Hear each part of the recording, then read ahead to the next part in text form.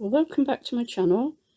This is a video I've been wanting to make ever since I started on YouTube, which is just over a year now, and I finally got around to it because it's one of my favourite subjects as an artist, which is simulacra.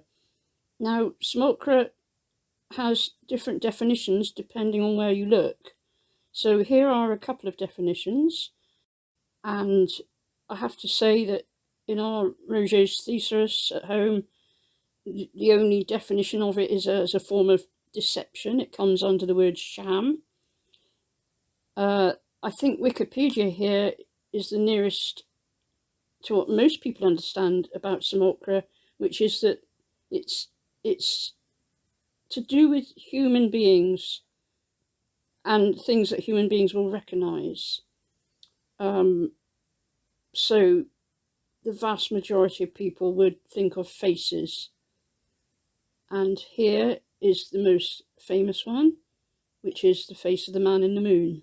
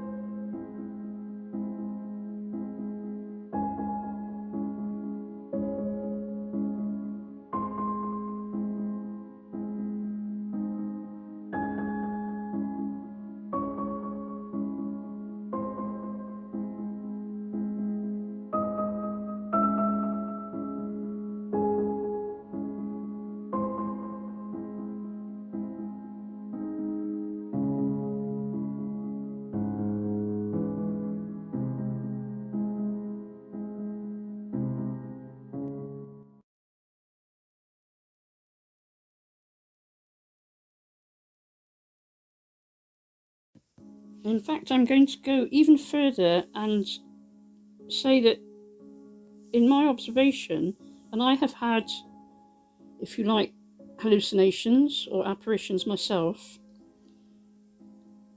these things that our brain conjures up to make sense of what it sees, they are always predatory.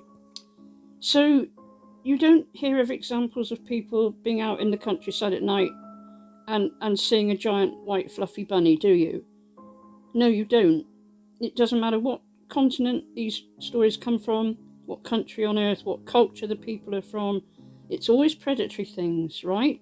It's always giant cats or giant ape men or giant birds or something fierce or something unusual flying in the sky.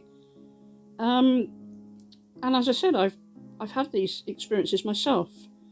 So as an artist, and as I say, this is quite controversial, I do feel that a lot of this is part of our human creativity, and that is not to belittle it at all. People feel that these experiences are very real, and I feel that they've been very real when I've had them myself. But they could just be part of simulacra, which is how our brain references the world around us and tries to make sense of it for us. And the reason they're so often predatory is simply from our evolution, because we are a prey animal.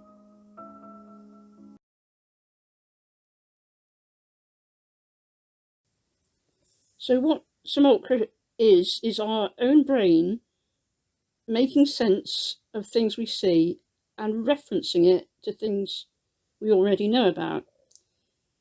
If I can put it that way, that's how it appears to me anyway. So I decided to go out. It's the middle of March. It's a lovely early spring. We've got plenty of blossom around at the moment. and to see if I could film some simulacra, because it is actually everywhere you look.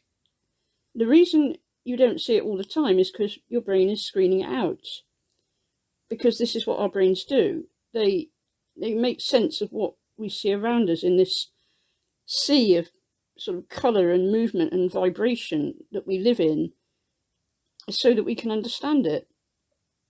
Otherwise, we would live in a state of total confusion. So let's go out and see what simulacra we can spot around the neighbourhood.